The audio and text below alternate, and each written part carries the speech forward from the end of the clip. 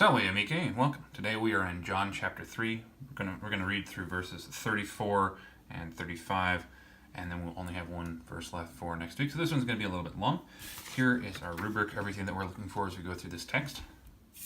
Let's go ahead and get started.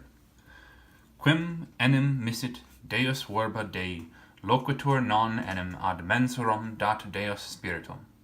Pater deleget filium, et omnia dedit in manu eius. And that's as far as we're going to make it. So, at the very beginning right here we have a relative pronoun, which if you recall comes from qui, quae, quod. And since we have the em, then this tells us that this is an accusative singular masculine. So this has to be the direct object of a verb, which could come from verse 34 beforehand, or could come from a verb somewhere in this sentence. But this verse, but this should tell us immediately that, well, we've got a relative clause and then we've got a main clause. So there should be at least two verbs, and we need to figure out what is what in there. Okay, enim just means for. Missit here is a verb force, it is third singular. Mito, mitere, misi, misum. So this is going to be perfect, active, and it is indicative. Deus we've seen before, don't need to parse it. But this is the subject, at least, of missit, so sent. Okay, so missit is a transitive verb, so it has to have an object. Quem could fit that quite well, especially since there's nothing else around it. Let's take a look ahead just in case. Verba is a either nominative or accusative plural neuter noun.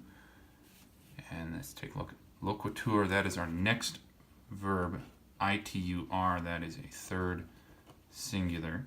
And locu, this is off the present stem. And this verb, while it looks passive, it is actually a deponent verb, so we should treat it as an active deponent. And it is indicative. Dei right there, it could be a genitive singular or a nominative plural. Nominative plural doesn't make sense since this is a singular verb right here, so genitive is our best option. Genitive singular masculine. And verba, it can't be the subject either because it is also plural. So accusative, plural, neuter. So has to be a completely separate subject for loquitur, with this as its object, Dei owning that, which then allows for us to take quem as the object of missit, which makes the most sense since they have the closest proximity. So whom, for whom God sent words of God speaks. And so that ends that clause. So we've got our main clause and our relative clause. Moving on, non, not, enim, for. Odd is a prepositional phrase. Here's our verb.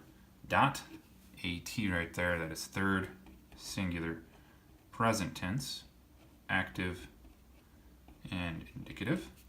Deus again, subject one more time. God gives, needs to give a direct object. So this is a prepositional phrase. It can't be the object of the verb, which then leaves just spiritum with that um right there, our fourth declension noun.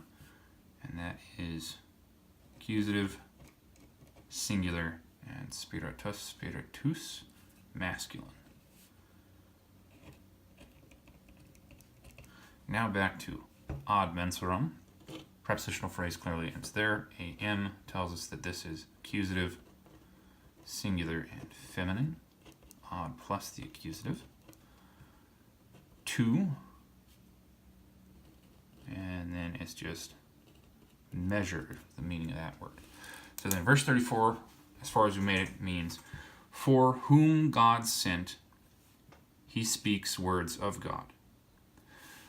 For God, I would say, does not give spirit to measure, which is a very strange sentence. I'm not really sure from what we have available in the Latin what that's supposed to mean. So I'm just going to have to leave that how it is, and maybe when we get to our final Greek versus Latin video, we will have a better idea from the Greek. Let's move on to verse 35. Pater, got the ER right there with no ending afterward. This tells us this has to be a nominative, singular, masculine, third declension or second declension noun. This one will turn out to be a third declension noun because it's pater, patris. Okay. Delegate, father. IT is a third person singular. Delego, delegere. Then I don't remember if that G changes into an X when you get to the perfect. But this one, at the very least I do know, is the present tense. It's active and it is indicative. Father loves or adores. Filium, UN right there. Accusative, singular and masculine. Son, et. And so we're entering a new clause or a new object. So omnia here, this is from omnes, omne. It is the neuter plural form. It could be nominative or accusative plural, which means that it could be the second object here. Father loves, son, and everything, all things, because it's plural. But as we look ahead, we've got dedit, another verb, and this one will want its own object. After dedit, we've got in, prepositional phrase. In takes the accusative or the ablative. We see from the U here that it is the ablative. Beyond that, eius, and that's the end of the sentence. So omnia cannot be the subject of delegate. It has to be, not subject, object of delegate. It has to be the object of dedit because dedit has nothing else. So this is another third person singular present active indicative. This is accusative, plural, and neuter. All things. Sorry, error there. Since we have the reduplication right here, this is do, dare, dedi. This is actually perfect instead of present tense. Present tense. Otherwise, they're the same. Gave. In manu eius. Eius can't be part of this prepositional phrase. It is the wrong case. This is singular and feminine. In hand. And then eius from is, ea, id. And this is the genitive form of that. Genitive singular common. Is. And so ends verse 35. Now we want to take a look at this in its own context to make sure that what we have written down actually makes sense. For whom God sent, he speaks words of God. For God, I'm going to put does over here, does not give spirit to measure. Father loves or adores Son, and he gave all things in his hand. So it makes mostly it makes sense, except for ad mensuram. That's a little bit unusual. We'll get a better idea of that when we take a look at the Greek. Here is from verse 31 now. Who comes from above is over all. Who is down from or from earth is from earth and speaks from earth. Who comes from heaven is over all, and what he has seen and heard, saw or has seen and heard, this he asserts, and his testimony no one accepts. Who accepts his testimony marks or indicates that God is truthful. God is speaking the truth. For whom God sent, he speaks words of God.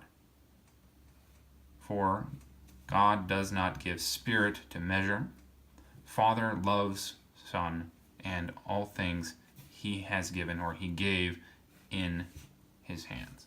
And there we have it. Thank you very much for joining me. I hope taking a look at this has been helpful for you. And I hope that you join me next week as we read 36 and finish all of this off. Wale. Hey, not asleep yet? That's okay. I've got tons of other equally sleep-inducing videos for you to watch. Check them out.